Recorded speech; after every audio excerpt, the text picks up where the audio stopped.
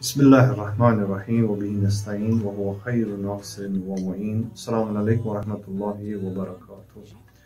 میں سب سے پہلے امت مسلمہ، عالم اسلام اور تمام عالم انسانیت اور بشریت کی خدمت میں ہدیہ تبریک و مبارکباد پیش کرنا چاہوں گا آج کی شب کی مناسبت سے، چونکہ آج شب یوم مبعث ہے، آج شب عید مبعث ہے، چونکہ 27 رجب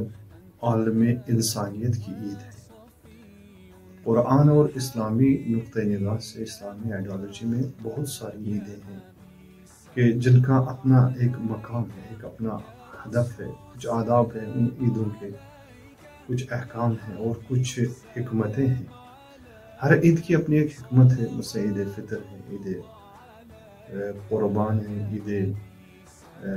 غدیر ہے اور مختلف عیدیں جو اسلام نے جن کے ذریعے سے ایک پیغام دینا چاہا ہے۔ اور ہر عید کا ایک پیغام یہ ہوتا ہے کہ اس عید کے ذریعے سے اللہ تعالیٰ اپنے جو بھی دروازے، جو بھی باب ہے اللہ تعالیٰ کی طرف جو کھل جاتے ہیں، ان میں سے کسی ایک باب کو کھولنا چاہتا ہے پروردگار۔ لہذا ان سب عیدوں میں سب سے بڑی عید جیسے عید غدیر ہے اور اسی طریقے سے عید مبعث۔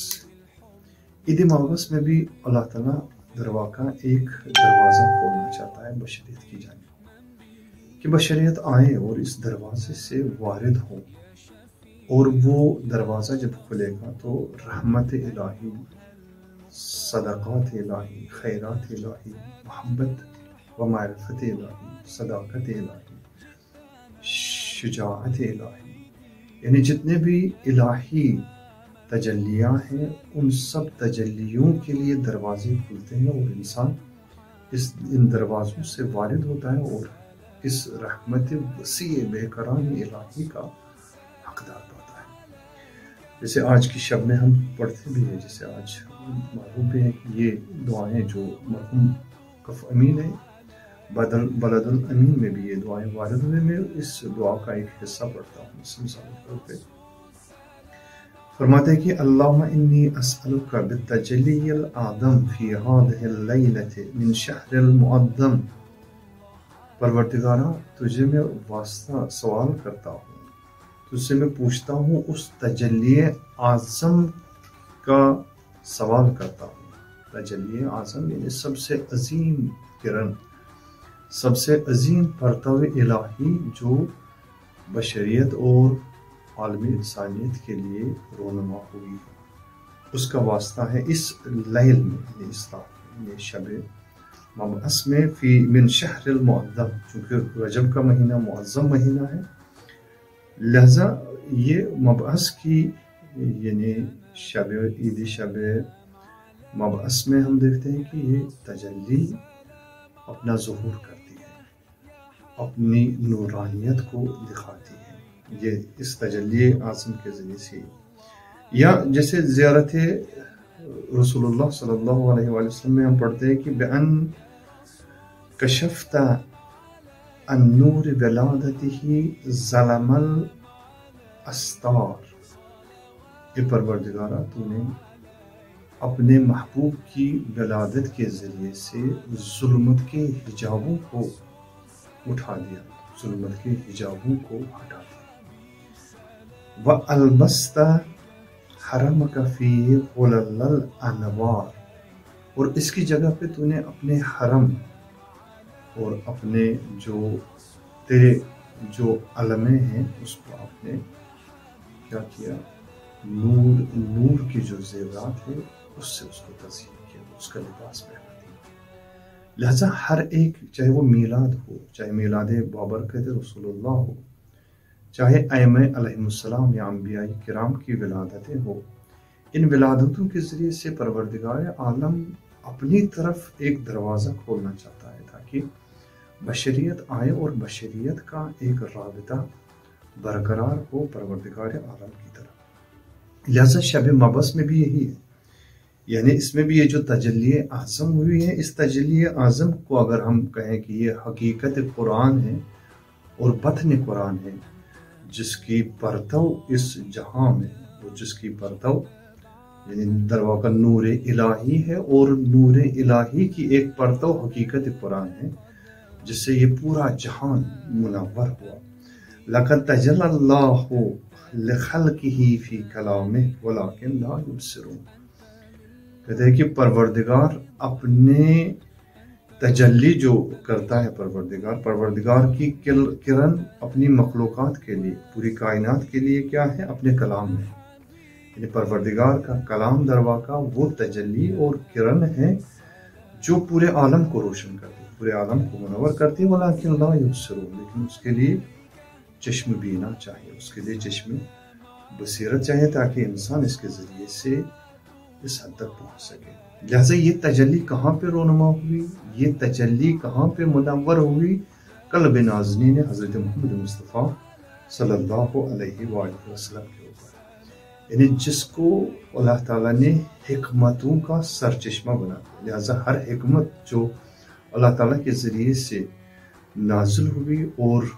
وہ نازل ہوئی قلب نازنین حضرت محمد مصطفیٰ صلی اللہ علیہ وآلہ وسلم کے اوپر،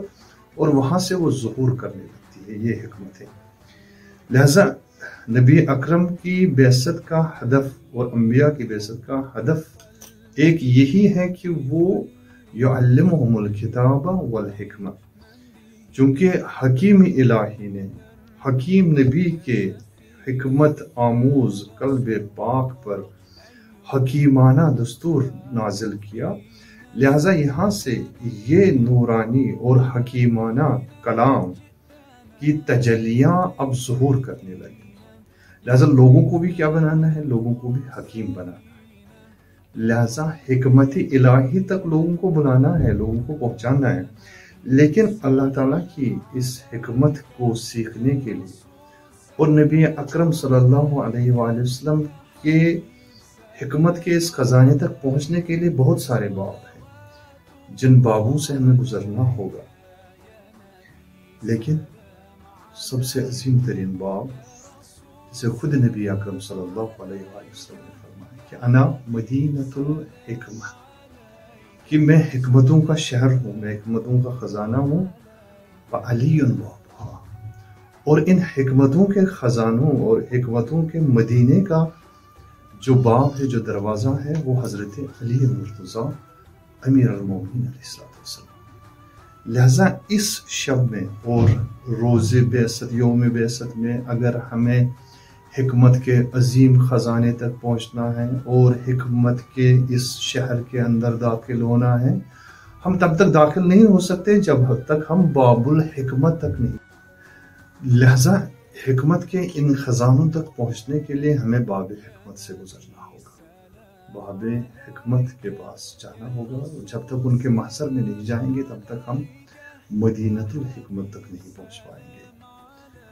نبی اکرم صلی اللہ علیہ وآلہ وسلم نے تمام ملائکہ، تمام فرشتگان الہی کو، تمام عرشیوں کو حکمتوں سے نوازا، لیکن جو فرشی ہیں، جو زمین پہ بیٹھے ہیں، جو عالم مادہ کے اندر ہے، ان کو ان حکمتوں سے نوازنے کے لیے ضروری ہے کہ وہ باب الحکمہ کے پاس جائیں۔ لہذا اس شب میں اور اس دن کے لیے مخصوص ہے زیارت امیر المومنین علیہ السلام۔ کیا فلسفہ ہے زیارت کا کہ یوم مبعث کے دن یا شب مبعث میں ہمیں زیارت امیر المومنین علیہ السلام کی تلاوت کی تاکید کی گئی، اور بعض علماء اور فقہاء نے اس حد تک کہا ہے کہ اگر ہو سکے اور ممکن اور مقدور ہو مسلمان کے لیے تو وہ اس دن نجف جایا کرے۔ بہت سارے واقعات ہیں کہ جن کی طرف اشارہ بھی ملتا ہے تاریخ میں کہ اس شب کو، یعنی شب یوم مبعث کو، لوگ زیارت امیر المومنین علیہ السلام کے لیے نجف اشرف جایا کرتے تھے، اور وہاں سے اپنی مشکلات اور قومی مشکلات، عالمی مشکلات کا حل تلاش کرتے تھے، اور وہاں سے وہ حل اور مداوا لے کے آتے تھے اور پورے اپنے عالم کو، پورے اپنے معاشرے کو منور کرتے تھے۔ لہذا بعثت نبوت کا ایک ہی خلاصہ ہے کہ انسان کو حکمتوں سے نوازے اور حکیمانہ زندگی سے انسان کو نوازا جائے، لیکن اس حکیمانہ زندگی تک پہنچنے کے لیے ہمیں باب حکمت کے بعد سے اللہ تعالیٰ ہم سب کو اس حکمت آمیز شب اور اس حکمت آمیز دن کی حکمتوں سے نوازنے کی توفیق عنایت فرمائے۔ والسلام علیکم ورحمۃ اللہ وبرکاتہ۔